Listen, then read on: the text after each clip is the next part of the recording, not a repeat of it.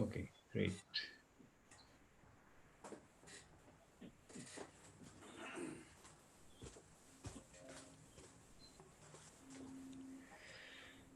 Your video is not on, Birju. Huh? Video is not coming. Yeah, now it's coming. Awesome. All right, Birju, had a good lunch? Yes. Yeah, cool. So today I was thinking, Birju, we could just discuss a little bit about, most people have not a very good understanding of how models are built in physics and why certain rules are there and like all this kind of stuff. Like, for example, let's start very easy. Like, the first thing, a body moves remains in a state of rest or rectilinear motion, straight line, uniform rectilinear motion, unless acted upon by an external force. Why is this rule even needed? What happens if this rule was not there? What breaks down? You won't need cars, or cars won't need gas. Cars won't need gas? No, that's not, well, okay. That's one way of looking at it. Cars won't need gas. You won't have a economy based on Middle East. No, no, no. But I mean, you know that the thing doesn't move unless there is a force acting on it. It comes from observation, doesn't it? So somebody observed and then somebody formalized it, and that process is needed. See, the very first thing is this law that it continues to move is an extrapolation from experience. It's not Hmm. it's not our experience. Right. So it needs a little bit of imagination. It needs a little bit of it's like it needs to go beyond what is directly visible by the senses. Like if you just believe in data, so I go by data, I go by data. But if you don't understand your data, if you don't understand what is the situation, what are the limits, what are the constraints, what is it telling you and what is it not telling you, and what is it telling you that may be false, Hmm. then you can be deceived. And this is the Right. deception which for thousands of years apparently it was in the generations of people who are interested in such things. They believed that, okay, of course, if you have your laptop and you want to, or you have this big table, you want to move it, you have to push it. Without that, it's not going to move. Yeah. So, but it you have to keep pushing it in order to keep it moving. Huh. Right. And the whole insight was that if you go to water, for example, if you take a boat in water, Huh. now this becomes much more smoother. The same boat on the land, you have to keep pushing it, keep pushing it. On the water, you push it, it goes for a long while before it stops. But it's not in uniform rectilinear motion. It is being decelerated, even in water. Well, it will be dead. So that's the point. That's what you're coming to. So what this whole concept of uniform rectilinear motion, this is like a concept of a line. This is like a concept of a point. You Huh. cannot Right. see a point. You cannot see a line because it is one dimensional. There is no Yeah. two dimension. Yeah. Yeah. So it's a concept. It's an idea. It's an imagination, and Right. it's an imagination which comes from extrapolating observations. Okay, if I run on rough gravel, Huh. if I drag this boat, okay, that doesn't do. Then somebody genius figured it out that, oh, if I put a square object below it, before the wheels, they put Huh. square wheels. Yeah. Yeah. And then they say, okay, then it becomes much easier. You khadak, khadak, khadak, it just pushes like that. Yeah. Yeah. Then they made it little bit polygonal, and then they made it circular, and then say, oh my God, this is so much easier. Right. But still, you have to keep pulling it. If you stop it after some time, it will stop. So they say, okay, what else can I do? So then if you put it in the same boat, if I instead of mounting it on wheels, I put it on the water, the Huh. same little push takes it for a long, long, long far away. So they say, okay, something about this object here, how it is put on the surface, it seems to matter. Right. So then people came and said, okay, you know what? What if you have oil? What if you have ice? Huh. You go in ice, you have ice, what is that called? Uh, The ski. yeah, the car skids in the Skid. winter, Yeah. Yeah. right? So if you take the boat and you just push it on the ice, it will, the little layer of water formed, it will go for a long. If the Yeah. snow is not rough, if Right. it's not dry snow, if it's a wet powdered snow, then it will be fine. So then you say, okay, this means that if I had a good surface, if I had a surface which did not impede some type of surface, it will allow this to go on forever. Huh. So this was the thing. So if you have a bowl, if you have a little bowl, and if I release a marble, and then it goes and keeps going, and then slowly it comes to a stop, Huh. and then say, okay, if I make this other edge far away, Yeah. it goes, and then it will come down, and it will come down a little bit lesser because it just travel longer distance. So okay, I'm going to make my surface very smooth, very polished, and put some lubricant, whatever. Then it keeps going for a long time. Then if I flatten this other surface, Huh. if I take this other surface, make it flat, then it'll go and it'll never come back. It'll keep going like that.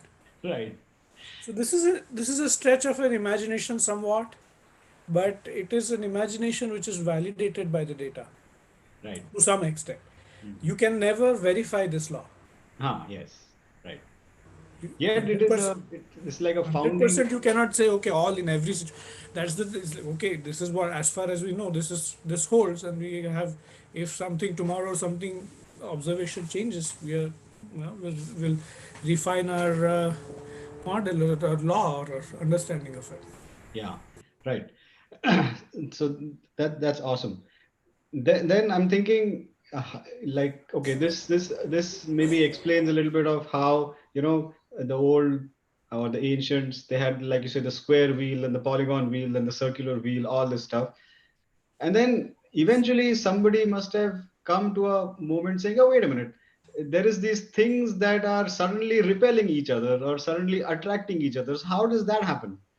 So then can you show us how that came? Like, what was the thing that broke down that, wait a minute, there's more to it than just friction, there is maybe some charges somewhere.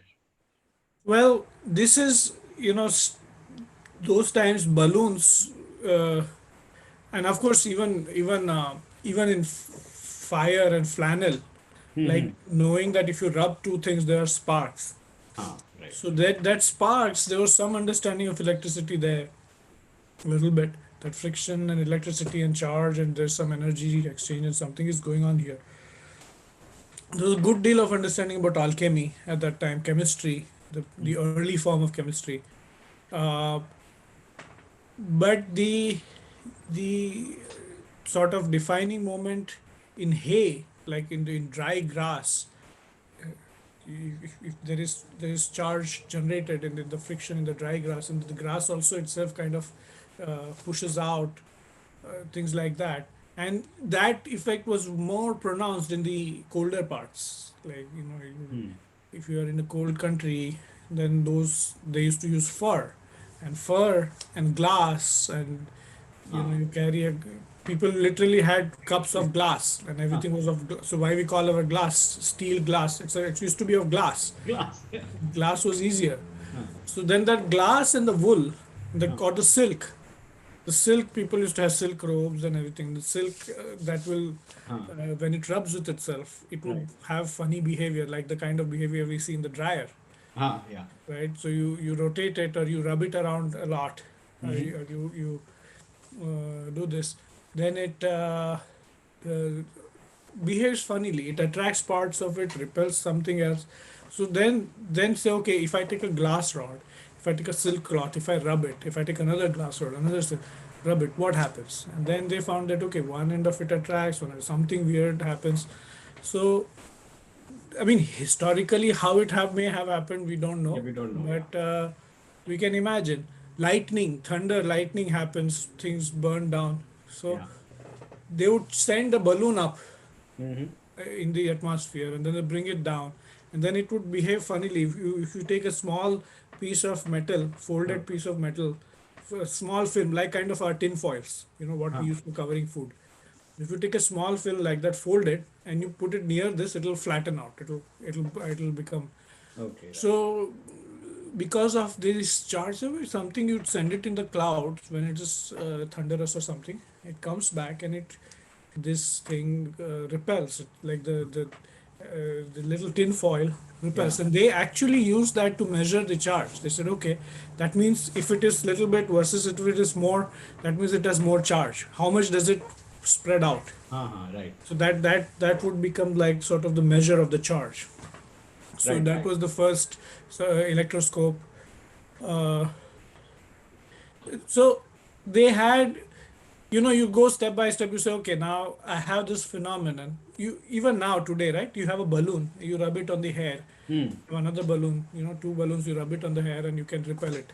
Yeah. So once they had rubber was from the wood from the tree, and then they can make it into the latex resin, and they can make it into balloons. And so it was all kind of interconnected. The development in there's no such clear cut feel that okay, this is physics and then this person, like departments. There's no such thing. Yeah. It is just everything is there. Like I remember when I was in my final year, we had in my fourth year we had this thing of we had an option of material science, Uh-huh. and we lobbied to get it out because we are doing nuclear and particle physics. We had a little bit ego about it. I Yeah. know we are nuclear particle physics. We are doing quantum field theory. We don't need material science. At that time, you're young and stupid. You don't realize that understanding material science is critical in Critical. order to build a particle accelerator. Right.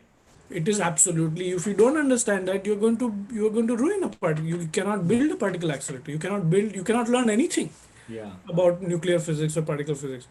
So that in the early onset of knowledge or science, Hmm. you had to know everything. Like you had to know material science. You had to be an expert in everything. You Right. just not know. You had to be good at it. Yeah. Yeah. Good insight in all aspects. In all Now it aspects. is no longer possible. Now you can barely be good at one thing. One thing. Yeah.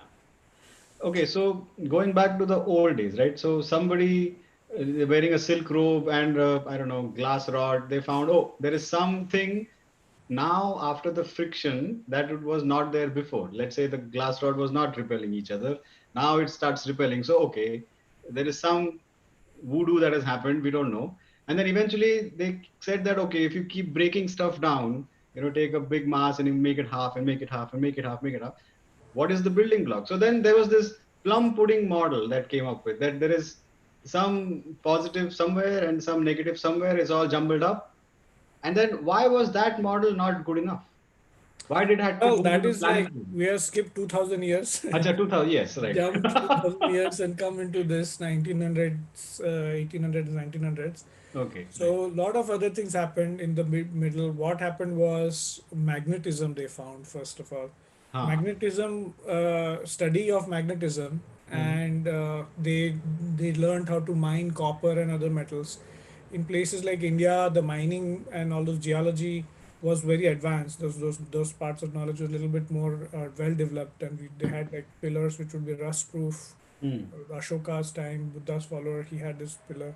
Metallurgy was very well developed, Yeah. but eventually that knowledge traveled to rest of the world, and then you could make this little copper wires and things like that. Huh. And the fact that you have a magnet and then you rotate a magnet around a wire, and then the same thing it is able to repel the little metal leaf, the electric Right. gold leaf electroscope. So it is able to produce the same effect as a balloon charged on your head or a Huh. silk cloth. Like Right. there is something same within a silk cloth, a glass rod, a wool Huh. piece, a copper Yeah.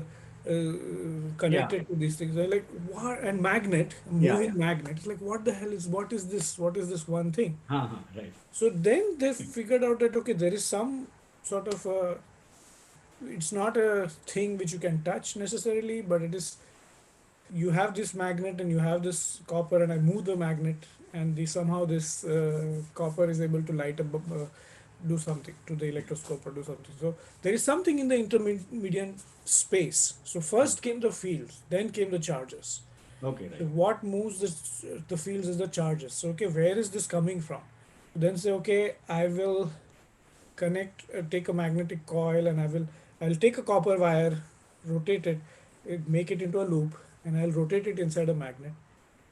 uh, and it will create the same effect as these electric phenomena, Yeah. the static electricity, and then that, and the reverse, that if you take the same electricity, and another thing was, for example, if you take certain types of reactions, if you take hydrochloric acid and put hydrochloric acid and you put two sodium or lead electrodes in it, and then Huh. it will start generating this the same effect. And Huh. Right.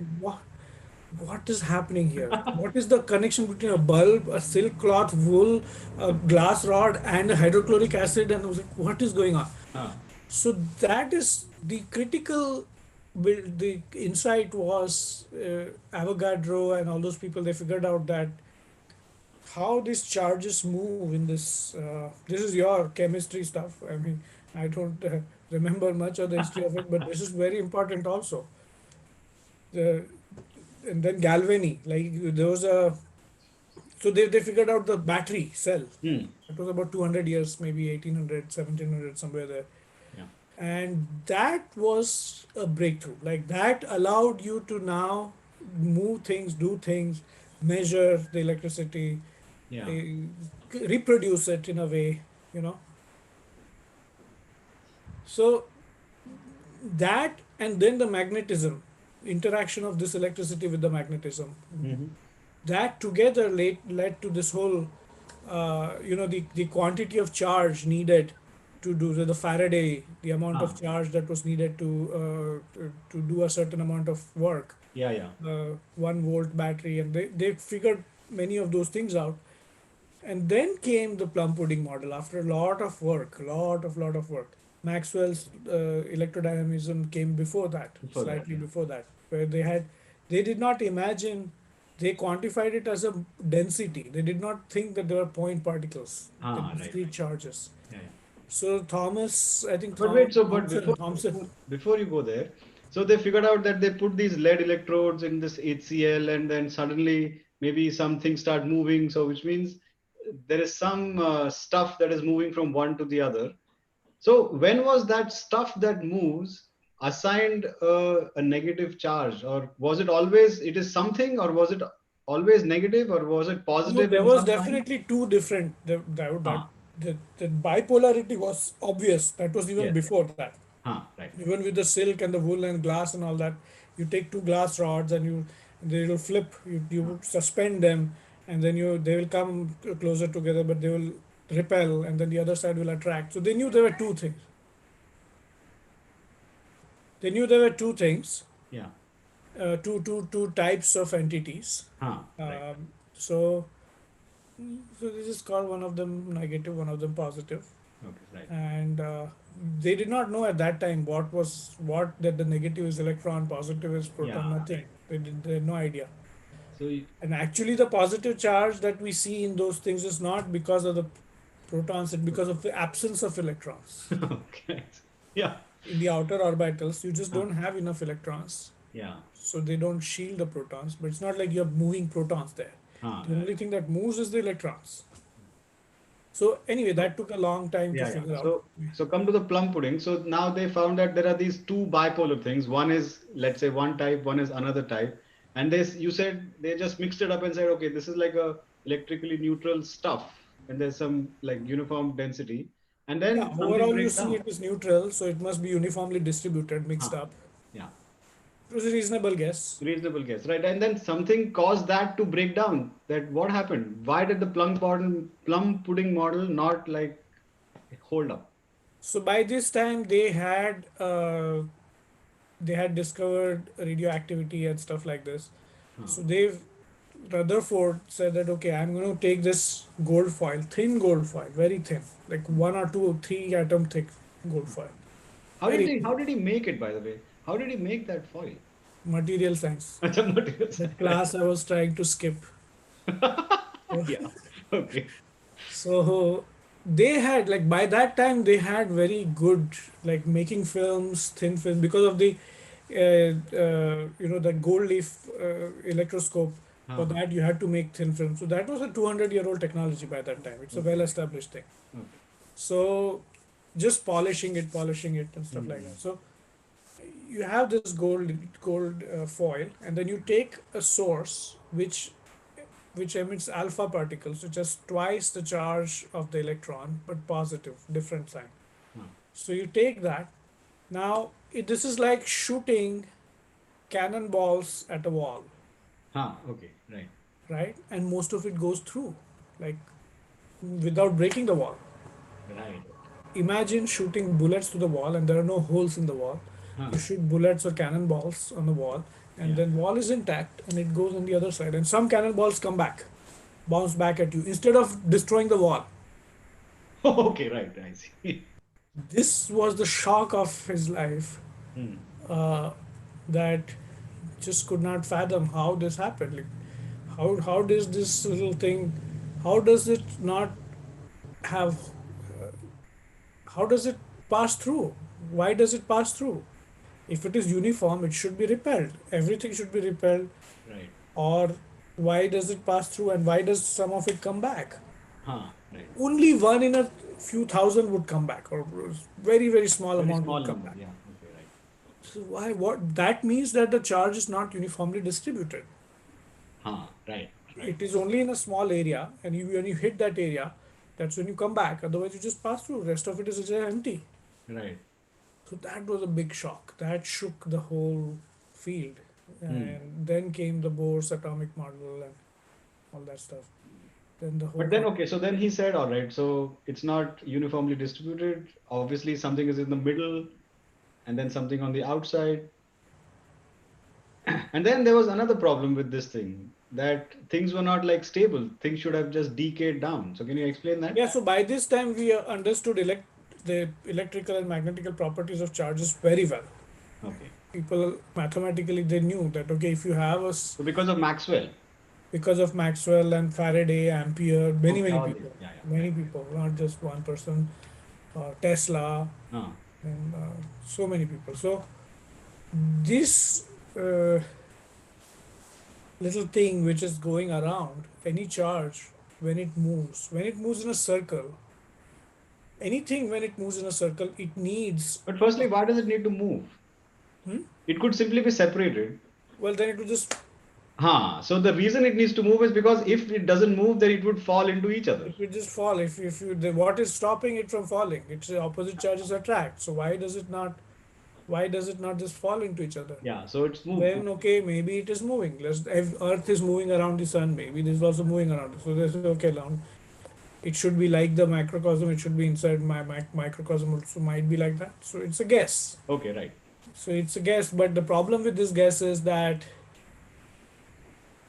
in order to keep it moving in the circle, you have to keep supplying energy Why is that? because it's a whenever you have a charged particle Hmm. moving in a circle means you have to change its velocity. You're right. You're pushing it with pulling it with some electromagnetic force. When it moves in a circle, it also generates a separate electromagnetic field of its own because Hmm. it generates something called a dipole moment.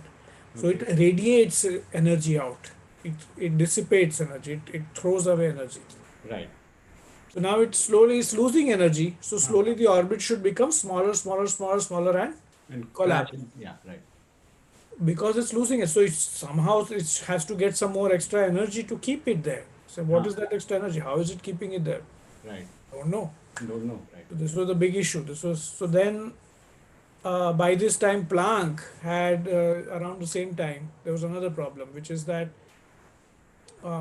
if you take an object, it's as per the laws of electromagnetism. Hmm. The higher frequencies, it should go on radiating at higher and higher frequencies. So you should not have a peak at a so sun, for example, it has a peak at yellow, and then everything else is less, and it goes down. But if you take the try to calculate it based on the classical electrodynamic this thing Hmm. theory, then the wavelength of the radiated thing will go up, Up. and so you should have the maximum at like I don't know gamma rays or something. Ah, All of the okay. Right. so it should keep on dissipating energy at higher and higher frequencies, because Ah, this things will go moving faster, faster, faster. So it should eventually just have the peak at highest energy. So it should be a ah, runaway right. type of a thing. So now that does not happen. Anything you see, it has a finite color, temperature. You have a iron rod, it looks black. You heat it up, it looks red. You heat it up more, it looks white. Then so it has a certain distribution, Hmm. and then beyond that you do not see it. So you do not see that it's running away. Ah, You right. do not see this runaway thing. So then Planck was led to guess that, okay, what this means is probably, he guessed again. He said, if I cheat, if Huh. I do not let it occupy all the energies, Huh. if I say, okay, you can only have energies in multiples of blah, Yeah, something. Right. some blah, it's okay, you can only have one chocolate a day, whatever. Like you don't have infinite amount of smooth liquid chocolate, but your Huh. chocolate comes in chunks. Huh. Like Hershey's chocolate bar comes one chunk, one chunk. So energy will come in a chunk like this. So it is Huh. not a smooth like a gallons of chocolate milk. Huh. So Right. now this became a this solved the problem. Immediately was able to predict. Okay, Huh. this means I can exactly predict the color of. If you give me the temperature, I can predict the color of the wavelength of the radiation. Hmm. Now, where is this important? This was known before that. Like when you have Huh. your cell phone is able to, when you dial a number, Huh. it is a cavity. It is generating some waves of certain frequency. Okay. Uh, how many, what spectrum of waves does it generate? That will depend on this kind of an understanding. So empirically they knew this, but without this in-depth understanding, they would not be, all the technology that we see today would Hmm. not have really leapt to this stage where Right. you can have a entire buildings and buildings full of computing power Yeah. into this little palm of your hand. Yeah. So, but that was not the point of it. The point of it was, why is the sun yellow? Ah, okay, right. That was the point of it. Yeah. Why do the original point of it was, you have these stars and you Huh. have the sun and you have the light of the sun, and we have the rainbow. Every kid creates a prism and rainbow. Those rainbow colors are not continuous. There are gaps in that. There are dark lines, spots in that which are missing. So why are they missing? And they're very specific missing colors. And like These are the wait. These are the starlight that is coming from outside. When they analyzed it, they found these black missing. missing wavelengths, Ah, right. because it's absorbed in the atmosphere of the Right. star, or or the earth. And then you take a lamp Huh. on earth, a mercury lamp or a sodium lamp or anything, or you take any lamp and put any gas in it, you can kind of reproduce some of these Huh. spectra, pieces Right. of it. You can Right. say, okay, in the yellows, I can, if you take a sodium, you will have two missing lines. If you take helium, you will have, like that. You can reproduce these things. Okay. And from that side, optics side, this was the mystery. You have a diffraction grating. It was amazing. Like over the parallelly, this is Huh. also developed, and that discreteness informed the statistical mechanics of this guy Planck. What he found, I mean Boltzmann and then Planck, and then by that same time, people at Rutherford and other people had found this data, and it all suddenly collapsed. Like in 1905, 1910, around that time, about exactly 110 years ago, uh, Bohr started thinking about stable discrete orbits, Huh. Right. where if you are in this zone, it is like a free zone. You do not radiate. Why? I don't know, We but it don't is know. now. Let's just assume that it does not radiate. Okay. It's a Right. guess, Yeah. and it worked. Yeah. It could exactly reproduce some of the spectra, but Hmm. then many other spectra it could not, and there are finer details about the spectra, Hmm. which you kept on refining. Then you learned that the electron has this. It behaves like a, in the magnetic field. It behaves weird. It's the same line splits into two. Huh. So the same you have a same missing spot in violet color or whatever red color. And then if you put the gas in a magnetic field, now you Hmm. have two lines. And you turn off the magnetic field, these two lines will go. Oh, Again, you turn wow. on the magnetic field, this will become two lines. Uh-huh. Another two lines. So it's So now, precisely two. Wait a minute. So it's precisely two. It splits into two. I mean, I'm giving an example. Like Yeah, it yeah. can be two, it can be three, five, seven, depending on the atomic Okay. structure of the I see. I output. see. Right. Right. Yeah. Okay. But it specifically it will depend on, but it's always the same number. Right. So when you switch on a magnetic field, the spectral lines will split, and you It will switch it split. off, it will collapse. It will be same. It will be as it was before. Acha. Right. Right. Right. So then from that they realized that you have the electron. There is some fishy magnetic property of the electron that it Huh. has. Right. Then they were able to measure that thing. I mean, this is 100 years ago we are talking. They So this fishy measured the property you're talking about is the spin. spin and the magnetic moment of the electron. Uh-huh. The gyromagnetic ratio of the electron. They measured it 100 years ago. I know, right? It's amazing. It's amazing how they did it. I mean, what is even fascinating to me, Birju, is that the gravitational constant. These guys, you would measure it, yeah. They put some, I don't know, springs and this and that with some big mass with a fulcrum. Remember that experiment? And he measured G. Cavendish, yeah, Cavendish, yeah. How did he do that? That is brilliant. they were amazing experimentalists. Yeah. Okay, so all right, so you have this thing, and the Bohr or people, they said, all right, these guys can move only in certain fixed, defined, circles to make it easy, make it discrete circles, Fixed and then shells or orbits. Yeah. shells, right, shells, and then there was this thing that not more than two of them can be in the same shell or something like that, and Yeah, the so this was the poly, Pauli's, this was the exclusion principle. So what happens if you look at the by this time periodic table? Now chemistry comes in. huh, So periodic table, metallurgy, alchemy, all that has converged by now into the periodic table. Mendeleev's periodic table Mendeleev, around what 1850s, 1870s, somewhere there. yeah, right, And there is a specific structure of repetition of the chemical properties of elements, hmm. depending on the number of electrons or protons that it Proton, has. yeah, right. So, so now it is the question is okay, why is there a repetition? Why Hmm. is there that specific structure? Yeah. So then when Bohr came up with this model, Hmm.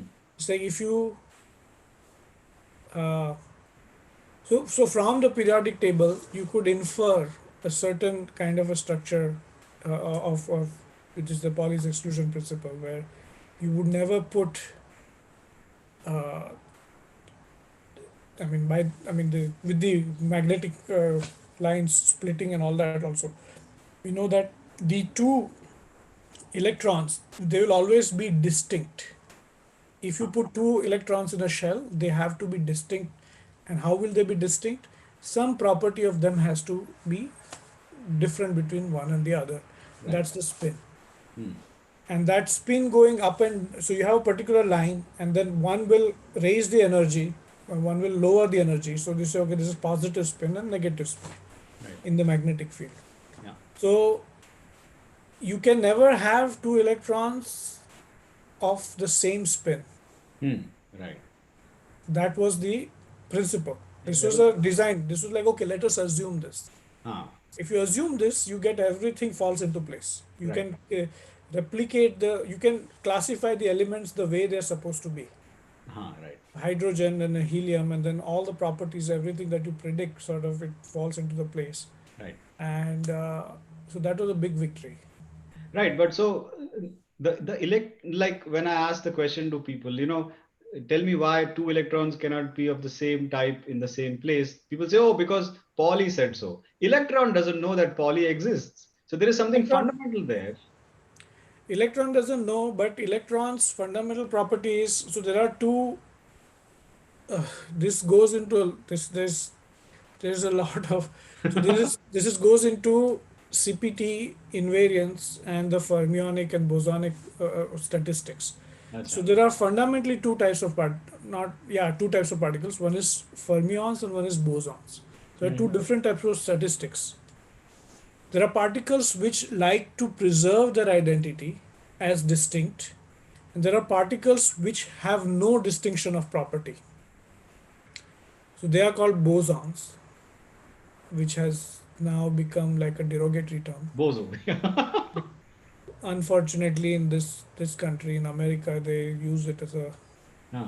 But bozo. wait, wait. So Let these me. things, these fermions, bosons, etc., they needed to be sort of formalized because some other things happened. So what was that needed to go even beyond, let's say, electrons, protons, neutrons, and then somebody said, no, no, but wait, there has to be quarks. Why do they have to be quarks? Something else must have happened. I mean, this is more fundamental than quarks even, Okay, right. but that is separate story. The thing is here,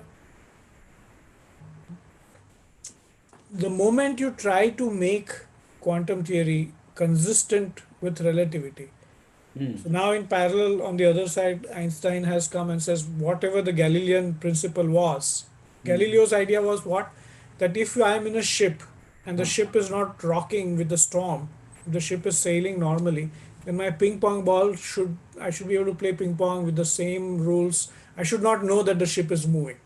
You Huh. play ping pong and it moves like as if you're on the ground, right? When you are sitting on the plane and there's Hmm. no turbulence, you don't even know you're on a plane. You might as well be in a very noisy office, Yes, yes, yeah, right? yeah. So that is without looking outside the plane, I don't know that I am moving Huh. because it's me moving pretty uniformly. Right. There's no change. Yeah. So this same idea, to extrapolate it or to say, okay, does it hold for the new law that we found, which is the law of electromagnetism? Huh. And that was the, maybe it does not hold. Maybe the idea was maybe it was does not hold, and because the speed of light turns out to be, if you calculate by Maxwell's equations, there is a number. How can there be just a number? It should be a number dependent on some reference frame, but there's no Huh. reference frame specified. It will give you a number, Hmm. which means that there must be a fixed sum. So then Einstein said that, okay, no, that must mean that no matter what law, no matter what phenomenon you look at, you should not be able to distinguish that you are in the plane without looking outside. Like there it is, Hmm. no matter what phenomenon you use, whether you use electricity, whether you use ping pong, whether you use whatever you want, you will not be able to distinguish between a steamer which or a ship which is not in turbulence, uniformly moving ship or a plane or a car or whatever, and static sitting at stationary frame of reference. Right, So right. that whole principle, which is which if you look at it, it makes it's nothing very special. It's like okay, common sense. It's there's democracy of all different moving objects. You know, it's like if you are moving in a car at 70 miles per hour, suddenly the universe should not look different to you. Ah, right. It's the same. I mean, it will look different, but it should, the laws, the basic laws should not look different. Correct. Phenomenon may look different. In a car, you are going at 70 miles per hour, you will see things moving behind you. That's going to be But then different. you're looking outside. What you're saying is inside the car, you should not be able Inside to the car, distinguish. without looking outside, Huh. everything should move as if you are stationary, Correct, right. Yeah. unless you hit the brake. Yeah. That's a different thing. Yeah. That's a different story. That's the other level of gravity, the Yeah. other things that comes in. Right. So now the whole point here is the for all observers, there's democracy of observers as long as they are being reasonable, as long as they are being uniform, they are not Huh. hitting brake or accelerator, everybody's moving smoothly, then they're all equivalent. Yeah. So if you demand this to Hmm. be true for the quantum mechanical uh, nature of the electron and all those things, objects, you have to have a spin. You have to have the electrons be this nature of the fermionic statistics. This is a property. First of all, it has to be a discrete charge. That comes from that. It has to be a unique discrete charge. Hmm. And it has to be of that particular, it exactly predicts, you can exactly predict the the spin of the electron, and that splitting you could Hmm. exactly predict if you assume that quantum mechanics and relativity are compatible. Now the problem happens is you cannot solve those equations precisely, the quantum field theoretic equations, and you try to solve anything, you get infinities, Huh. you get infinite. You know, you try to calculate, okay, how much energy does it take to assemble, to put an electron in an orbit around a, or Ah, to assemble it, to create an electron? How much energy does it take? And you okay, get right. infinite answer. Huh. What do you do with that infinity? Yeah. I mean, what is infinity? We don't know what infinity. We don't know how to handle. As soon as it's infinity, we're like, okay, I don't know what finished. I can go home. There's no way to deal with it. Yeah. I cannot calculate anything anymore because Right. infinity minus infinity is also infinity. Yeah. Right. So, I mean, what do you do with it? So, this was a big challenge and a conundrum. Hmm. And quartz and all those things came a little later, but this was the insight that when you hit in a in the quantum field theoretic uh, realm, when you hit an infinity, that reveals that you have taken something, Too far. taken a model too far. Huh. That's good to highlight. You have assumed something which you have not, you don't have a ground to assume. Huh. Correct. Right. So that that was, then you can do also, if you say, okay, I have this infinity but it's not real, and I know that there is some physical quantity, there is infinity plus delta, and I can precisely calculate delta. And the whole mind-boggling genius of all that generation of people was they could, infinity plus delta, they could precisely calculate that delta. So like the magnetic moment of the electron, they could Hmm. most precise 13 decimal places they could Right. predict it, Yeah. measured it in the lab, predicted, verified. Like it is the most glorious, but it requires shady mathematics. Okay. I see. Infinity minus infinity, you have to assume certain rules, Uh-huh. the renormalization and all those things. Right. So then the quarks and all these things are like, okay, just do the same thing for the nucleus and find Hmm. out what the nucleus is made up of and all that stuff. But the principle, the fundamental principle, that this quantum nature of the electrons and the proton, the microscopic objects, Hmm. the quantum nature of it has to be compatible with this democracy of observers, which is relativity. Okay. Right. And that leads to the spin, that leads to whole lots of weird things like that. Hmm. I mean, I quantum mechanics in itself is already weird, but yeah. quantum field theory is even more weird. I read somewhere with you, and maybe I'm totally misrepresenting this, but so somebody did some a priori calcs that he said, okay, if the electron has a certain radius, whatever, and then he makes it spin, and then he finds that the surface velocity of that spin becomes higher than Speed of I light. don't know, the speed of light, and all kinds of weird stuff happens. Like this is just the what you're saying is right, that you have this unshakable, how do you say, the word you use was democratization of observers, that Einstein said no, yeah, this is like line in rock, you don't violate this line. Then all these other like not so nice things happen, and then people are trying to merge these two phenomena, right? So can you explain what happens with this whole applying relativity to this spinning electron business? See, there are two fundamental mistakes here. Okay. One is we assume that electron is a Okay, right. Okay. particle of some size. Right. This is one. And you may say, okay, fine, okay, let us assume it's a sphere. And then you try to measure. When you talk about spin, so I'm thinking in my mind as a top, and that thing is spinning. So that's the Okay, model in my let head. me tell you what this spin is. So Okay. this, the cards, play cards that you play, right? King and the Yeah. whatever, Right. queen and whatever Yeah. the play card, Mhm. right? Yeah. So if I take up that play card, the king, and then spin it, rotate it by 180-degree, it will again Mhm. look similar, right? Same, right? Yeah. That has spin 2. That is spin two. I see. Okay, right. Now imagine an asymmetrical object, like say, imagine this is my passport. So Yeah. if I rotate this, in order for it to look exactly similar, I have to spin it 360-degree. So this has Correct. spin 1. Oh, I see. Okay, right. So spin Okay, one is 360 degrees. 360. Spin two is half of that. Half of that. Huh. Spin 3 will be Huh. 1/3. You rotate One it third. triangle. like Huh. 60 degrees, Huh. 120 degrees, and you will look similar. Okay, right. Okay. So now spin half is something that you have to rotate twice.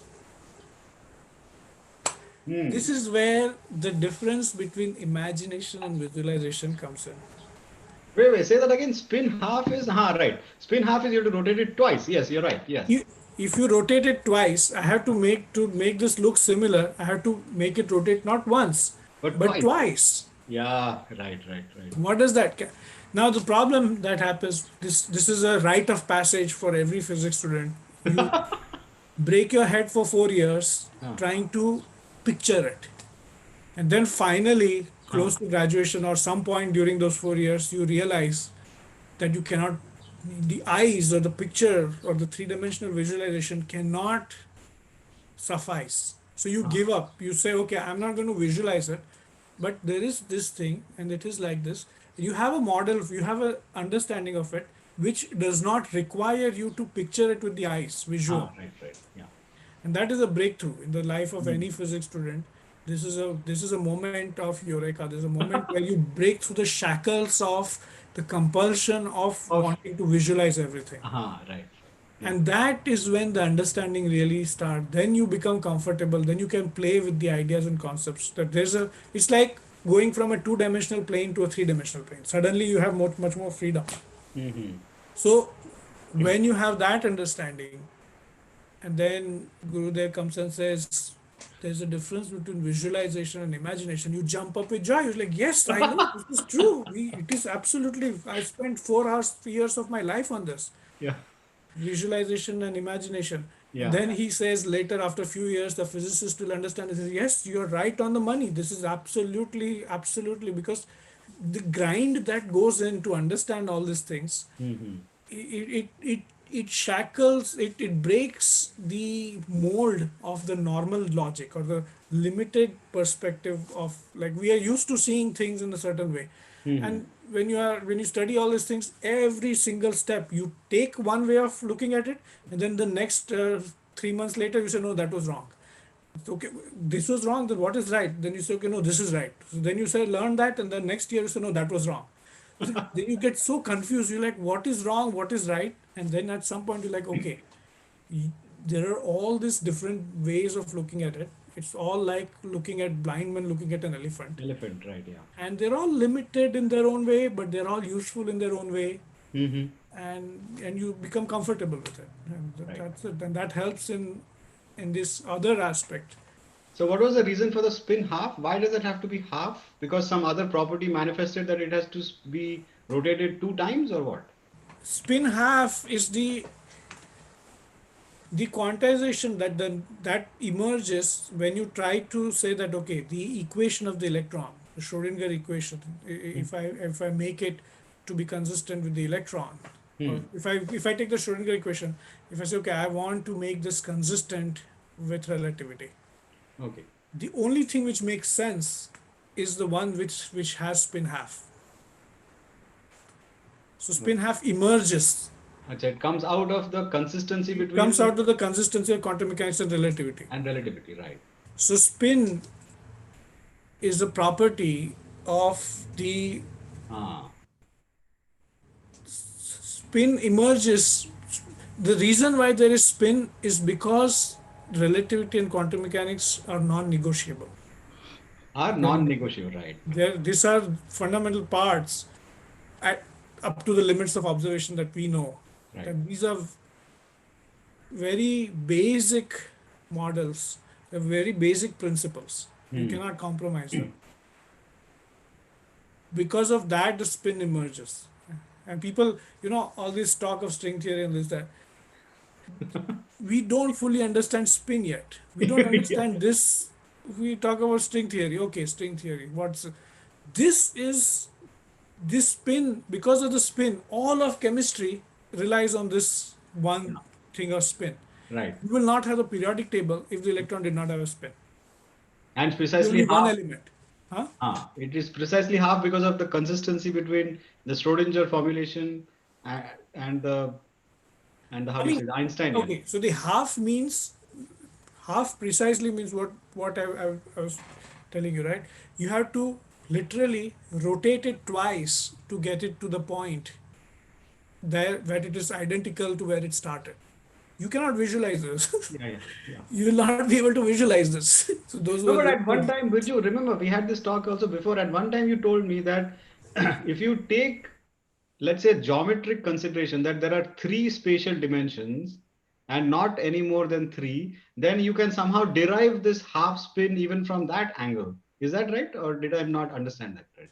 yeah. So the rotation, symmetry of the rotation. So this goes into SU2 group. So basically, this is just making it more mathematically precise that if I take the SU2, so there's a group called SU2. What is a group? Uh, okay, very simply put, whenever you rotate something, every Huh. operation of rotation has Yeah. a relationships among each other. Right. That relationship is called a group. Okay, Okay. group has a precise mathematical Yeah. property and so on, so on. So there's a type of a group which applies to the quantum wave functions if it were consistent with relativity. Okay. Right. Its name happens to be SU2. Okay. Fine. Okay, Yeah.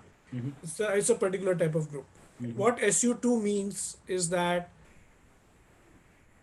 the operator in the group, like you apply that operator to something and it will rotate it twice to bring it to the same point. Okay. Right. Or if you choose the angle, it will rotate it to that fraction of the two rotations. Okay. Right. And that operator, that fraction, that is the spin. Oh, I see. Right. Okay. Got it. So Mm-hmm. because of its being half, that's why it ensures that only in every two rotations the symmetry will be restored. Right. And that has to do with the complex nature of the wave function. The wave function is not a real number. It is a Right. complex number. In the complex plane, Yeah. you have those Euler, this thing, right? The contour integration. And in the complex plane, if you take e to the power I theta over 2, Huh. for that to become 1, that theta has to be 4 pi. Yes. Right. That is where, so if you say very crude mathematics, that is where that half, Yeah. that is a spin half. If you have e to the power 2 I theta, Yeah. every pi, it will be the same. Correct. Right. So very crudely speaking, that is where the spin half comes. The operator needs a half there. So that Because of the half two is the theta spin. there. Because of the I two theta. So if Yeah. you, Yeah. you say I 2 theta, that is spin 2 Okay. Two. Right. Right. Yeah. because theta will be pi, Correct. Yeah. half a rotation. Mm-hmm. Yeah. So spin 2 means half a rotation. Spin half is theta over 2. That means theta is 4 pi. See, yeah. So that, I mean, this leads us to something fundamental that there is this unshakable belief that you can't have one story that Einstein is telling and you can't have another story that someone else is telling. These two stories need to merge, and in the process of merging these stories, so many properties have to be assigned to these so-called fundamental particles. The spin comes in, and I don't know what something else So might many come in. properties of the fundamental particles should emerge. Emerge, right? They emerge. You don't have to assign it. Ah, If right. you assign it, that's just a bad model. I mean, okay, right. So they come out. They say because of the consistency, this must happen. So that's what you're saying, emerge. So now, how does that lead to the other complicated? Like, why not just stick with electron, proton, neutron? Why do you need to go to sub and sub of that and sub of that and all these other generation one, generation two type things? So if you are a surfer on a beach, you don't need to go into all that. Ah, okay, right.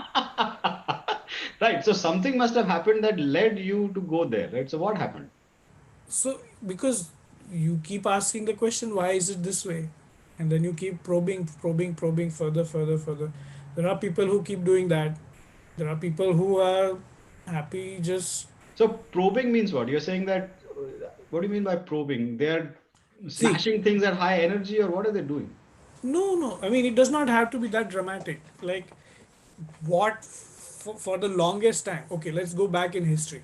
Hmm. 20 years, Tycho Brahe missed all his parties, and 20 years every night he would sit and just catalog the stars, Oh, yeah, yeah, right. the planets, and the motion of the planets every single night because it's a Yeah, tedious thing. You take a That's The sextant, sextant. and you measure the angle, and Huh. you wait for some time, 1 hour, and then you measure the angle in some other planet and some other And star. sometimes it's cloudy and all this time. Oh my God. Yeah. 20 years every single night, no Yeah. party. Yeah. Yeah. So it is not any glamorous smashing things. It No, is a no. very tedious, very disciplined, very hardcore, tiring effort, Yeah. and without knowing what will come out of it. Right. Right. You don't know.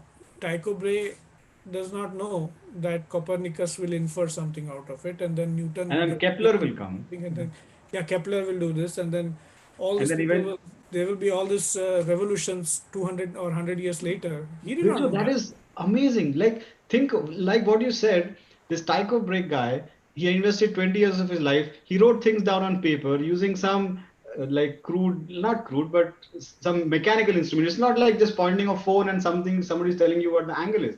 It is you have to precisely do all that stuff. Yeah, He writes it on paper. This guy, eventually, that paper lands in front of Kepler, and Kepler, with no computing, with no nothing, he figures out, he rationalizes all this data to say all that it this. sweeps equal areas in equal instruments of time. This is a mind boggling achievement by itself. I mean, my God. And then Newton comes and says, oh, dude, this is just inverse square law, and you can derive one from the other. This is the even more fascinating part of it. It is just brilliant. Okay, So, so so what what? I'm saying is that it is not just smashing things. It is very hardcore, tedious, disciplined imagination. A lot of imagination also goes into it, but it is a enormous commitment, enormous commitment. Yeah, yeah, but it's not only imagination, right? So unless some physical, like Tycho Brahe was actually measuring something physical, and then he documented what he measured, and then somebody inferred something from Yeah, it. that is the discipline, that's the Right, commitment. right. So what was being measured that needed somebody to be disciplined enough to go even beyond the proton, or the make three quarks, and why three quarks, and because that must be some reason, and then that three quarks also went into some other thing. So what was the reasons for doing that? Well, so what happens is, by this time historically, uh, there is a lot of interest in the nuclear fission and world war and all that has happened. So now we have some understanding. 1930, Dirac Hmm. has this. He successfully is able to have the relativistic uh, equation for the electron, and that is the second. Like, now the whole quantum field theory blows open. Then the Hmm. next question is, okay, why are the nuclei, so just like there's a periodic table of atoms, there's a Huh. periodic table of nuclei also. So Hmm. at lead, beyond lead, nothing is stable radioactively. Hmm. Why is it not stable? Why does it decay? And this is the next question. So, okay, Hmm. why do things decay? Why are they not? What holds the nucleus together? Hmm. Protons are repulsive to each other. You take a proton, you take another proton, you're squishing them 100,000 times smaller region than an atom. Right. 100,000 times. You're squishing it. They should blow apart. Hmm. What is holding it together? Uh-huh. So then that is the question. Then they investigate, and then they find. Then they realize that, okay, it let us assume that it's like a liquid drop. So this was one of the models. Okay, let us take that there is a line of the atomic number and the nuclear number beyond which on either side of it is not stable. If you have too few neutrons, also it's not stable. Too many neutrons, then also not stable. So there is a line, there is a particular ratio which is needed. So say, okay, what happens when it's not stable? What, like, so you just bombard it with something.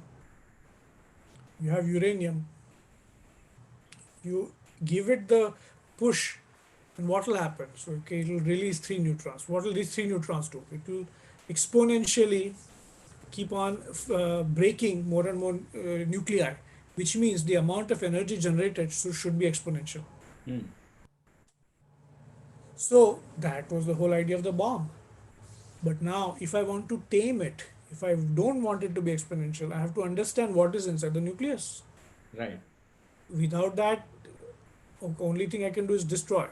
Hmm. So we had to. The natural question is, when it breaks, why does it break? What is it? What is a proton made of? What is a neutron made of? Why? What is happening? So then they said, okay, since we know how to break things, Keep and breaking. let us build this big tunnels and let us smash things and very one nucleus at a time, or one this thing at a time, beryllium, boron, whatever. You take them and accelerate them and blast them and see the tracks of the particles which are generated and infer from that what are the components of it. And Hmm. that is how the whole uh, quarks, where the charge is not one anymore. Charge is one third and two thirds. And it was like, Yeah. what is this? Why is it so? Then there's another symmetry. There's another group which is responsible for that. Hmm. Which is SU3. And Okay. then that's a different type of a rotation, where in a different space, one third of a rotation. So just like spin, Hmm. charge is something which is a symmetry in another space. Okay. So anyway, so then you say, okay, quarks, and then they have this different properties in that another space, color space, and you try to explain it, and you fail many many times. You do many many experiments, fail many many times, and then you come up with a model which is not entirely satisfactory, but it works for But most it part. works.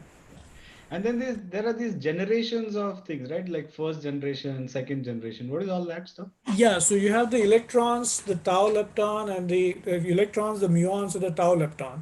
So Huh. the whatever the electron does, Hmm. basic only property electron has is what? Spin and mass and charge. And charge, right? Three Spin, things. mass, charge. Right. Same property, Hmm. just 200 times bigger mass is a muon. Same property, 1000 times bigger mass, about 1000 somewhere there, is the tau lepton. Okay. And then one decays into another, decays into another. And these 1,000 and 200, etc., came out by these This accelerator tracks. empirical. No, this is before you, Acha, not even even before. accelerator. Hmm. This you can have, like, we have cosmic rays. Like when they Oh, detected all this, build these detectors for these things, and you just hold a detector out, you will detect something. So what uh-huh. are you detecting? So there are, because of the solar flares, they put Hmm. out the solar winds put out heavy charged particles. So when they hit the Earth's atmosphere, that generates muons and other things. You can, with a simple detector, it does not have to be very fancy. Very Yeah. simple detector will detect that, and you can even measure its speed. And Hmm. this is like an undergraduate tabletop experiment in Okay, right. physics. This You is the can cloud measure this. chamber, what you're talking about. The Huh? cloud, the you No, make a fog and you do look at no, these no. lines. No, Cloud no. chamber, no, don't need that sophisticated. Cloud Okay. chamber is when you want to measure radii of trajectories. Ah, okay, right. This is simple. Time of flight. These muons come here, and Hmm. then there's a time of flight. It triggers, and then it goes there, and then you have 1 meter distance, and then you know the time. You measure the time between these two, and you say, oh, what's the speed. The simple measurement, Hmm. and you find out that they are traveling at speed of light, and it should not be able to travel that 1 meter, because the lifetime of a muon is not that high. Yeah.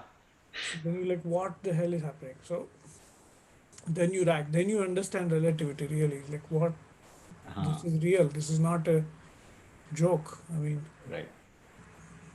So Yeah. So it gets complicated pretty quickly because what you're measuring or what you're looking at gets progressively more complicated. well, if you want to, it's like a mystery, right? If you have a Sherlock Holmes type of a mystery, you would not need Sherlock Holmes if it was not complicated, Ah, right? yes, right. That's true. So it is interesting because it is complicated. If it was like simple, okay, there is an electron proton, okay, nobody would be talking about physics today, Yeah, right. right? It is fascinating because it is intricate, it is, Hmm. and it is intricate because our human mind is not adapted to that scale of observation. We do not Ah, understand. We have to complement it with a lot of other paraphernalia. Our senses are not designed for that level. So the intellect has to be constructed, or different apparatus has to be made, or different concepts or structures have to be made, so mhm. that we can understand what is going on. I mean, it's a big feat that you we can sit here and say, okay, you have a leaves here, you have that plant in front of you, and Yeah. then you look at the green leaf in that, the greenery, that is the chlorophyll, and your blood is the it has also red, but it is exactly the same structure.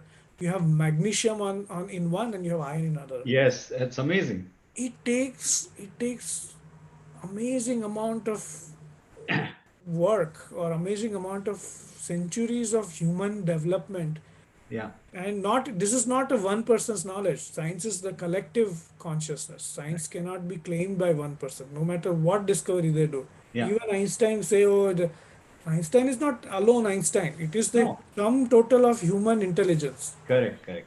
That is what it is. It is not, you cannot just say that it is just this. No, it is a human pinnacle. It is like, that's what Newton also said, standing on the shoulder of Of giants. giants, yes, right. Yeah. So the tradition, like what we have parampara and tradition Mhm. in Guru Parampara, Yeah. and Guru Puja and all that stuff. So there is a parampara in physics and mathematics also. Yeah, There is a right. people take great pride in it. Yeah.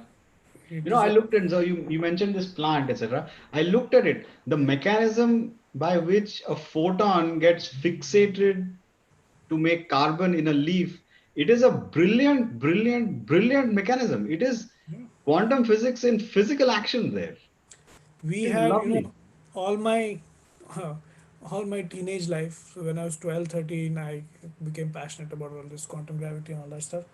And I had a prejudice against chemistry. I was like, no, physics is the ultimate. Chemistry is dope. It is like dope in a bad way, not in a good way. Yeah, So yeah. yeah, it is what is nothing. And then when I came to my final year MSc, we had a class on organic chemistry. Okay, we had to fulfill it, so whatever.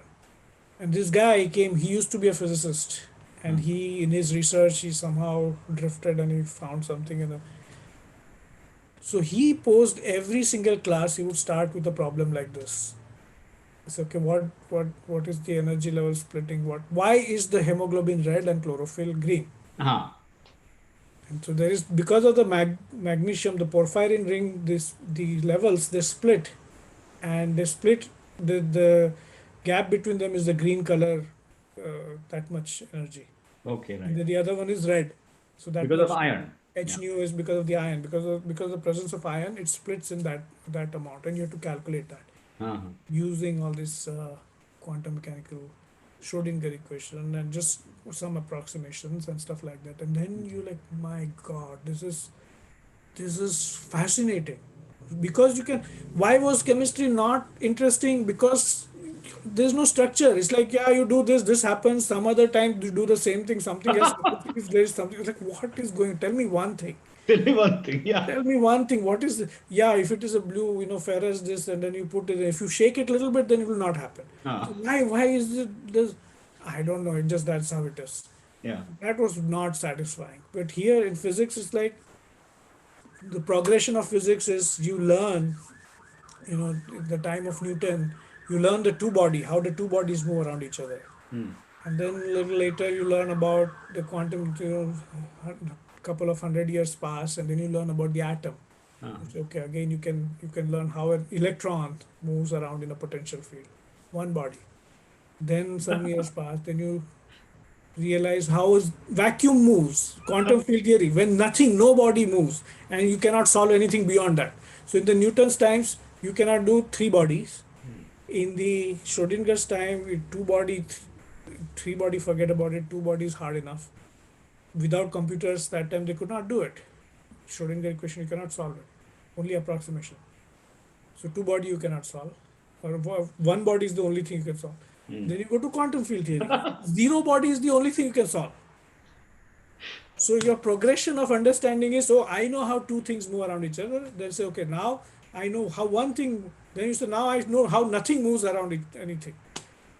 So that is the progression of human knowledge. Hmm. And Yeah. It's amazing. It is just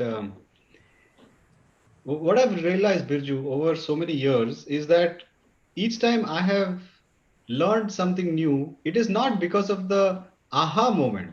It is because of a moment called, huh? What is this? How did this happen? It's a series of huh moments. कि ये क्या? And then you learn, oh, acha, acha, it's like this, it's like this. If you don't pay attention to the huh part of it, nothing moves. I don't think so. It is not aha, it is huh?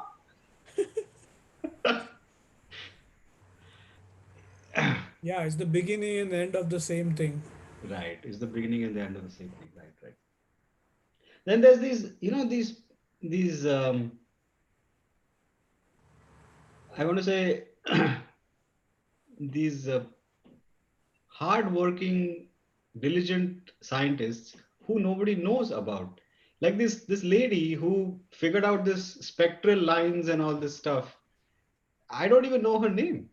I mean, the whole insight of how to read the atmospheres of, let's say, far away planets so that the light goes through that atmosphere, comes to you, and some lines disappear, came from her. I don't even know her name. It's like there are so many, like you said, giants that we don't even know about. Yeah, the whole field of radiation oncology owes to Marie Curie and Pierre Curie. And Right. we have a, like I'm in radiation oncology physics. I did not know this myself until 3 years ago when I joined and we had to learn for the board exam and all that. They were, oh, you know how they used to treat first? They found radioactivity and then they had an MD friend. They say, oh, there is some radiation, maybe some moles and all these things you want, you can cure it. Just put it on top of that and see what happens. Wow. Within an year or a few months of detection of the discovery of radioactivity, they were already experimenting with the medical part of it. Hmm. So and then slowly it was always a collaboration, and they burned their fingers and they said, okay, don't do this, man, whatever. So the physicists and the MDs and but I mean, you say Marie Curie detected found radioactivity. You don't say Marie Curie initiated the curing of cancer. Nobody talks about. I mean, we don't know about these things. Like there are a Right. lot of things like that, and there are many people in between who Yeah, are yeah. unseen and unheard, Right. without whom it would not be possible. Correct. Like this LIGO, right? Like we have 40 years. It is a fascinating 4 kilometer long, 2 4 kilometer long lasers, Yeah. stable, and the mirrors of it, which are like tons of mass and stabilizing systems, are genius engineering Right, right. and amazing design, imagination, innovation. Yeah. Thousands of people, Yeah. thousands of people, but their name you cannot. I mean, Nobel Prize goes to the person that you cannot can only give it to 3 people by the rule. Right. So it goes to them, but it's a genius. Like it's a whole human. It's like dominoes. It's like one is connected to another. Without one, you cannot do. There's a whole thing about quantum non-demolition measurements, which informed quantum computing from that effort. Huh. Completely tangential, like whole this Schrodinger's cat type of a measurement Huh. systems, Right, right. which is you're dealing with a big giant metal blobs, and you can make statements about quantum mechanics from this huge. How can you do that? It's fascinating. Yeah. It's amazing. So there are a lot of, science is not as glamorous, Hmm. but it's very fulfilling. Yeah. It is very, it is a personal, it's a journey for whoever takes it up. It's a journey, it's a personal journey. It's a spiritual journey almost. It's like Yeah. it is a quest, and nobody is doing it for the reward really, but other than the reward of understanding nature, really. Like, okay, what is it? I haven't known any physicist or science, at least physicist. I don't know about chemist. There is much more commerce and economics in chemistry. Yeah. Right. So, but physicists, it's like they don't do it for fame. People want to really know what the hell is going on. You don't succeed all the way. It's never complete. You Yeah. never feel like you figure it out. But it's worth it, all Yeah. in all. In my fourth year, the chemical engineering department at IIT, it's on levels ground and one, and the chemistry department is on level three, and half of the level three is also chemical engineering. So in the fourth year, you've done all your stuff and you're lukka, you're drinking chai in the chia canteen, etc. And somebody says, there's this chemistry lecture in the third floor. So we said, okay, let's go. Anyway, there's no dhanda, so let's go and sit there. Maybe we'll learn something. There's some guy who came from the United States. I forget his name. And Birju, I tell you, this is a chemistry class, okay? He's in a chemistry department with room full of chemists, and we are the only two chemical engineers from the ground floor who's gone one level up, me and my friend. And the guy gets up.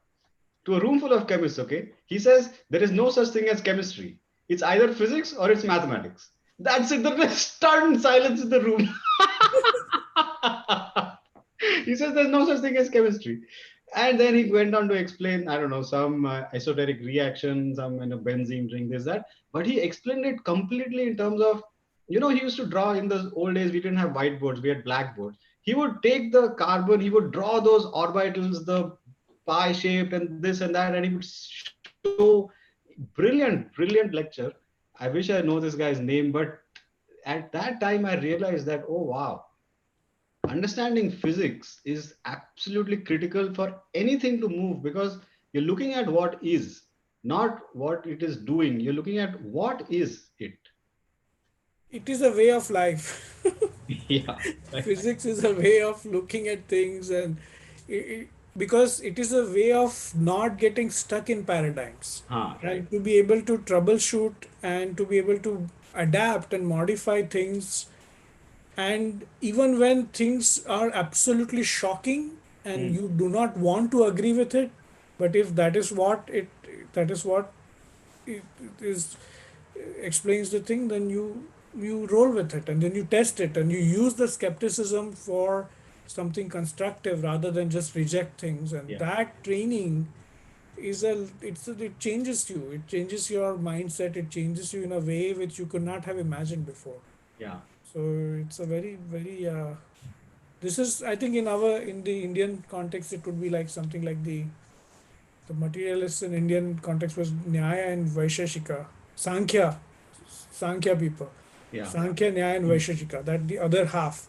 We Hmm. talk about Vedanta, Yoga, and Mimamsa. We don't talk about much, but the other, uh,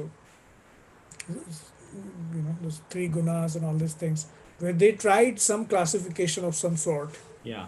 5,000, 7,000 years ago, Right. and the five elements and this and that, and that was the first rudimentary physical modeling, Right. Yeah.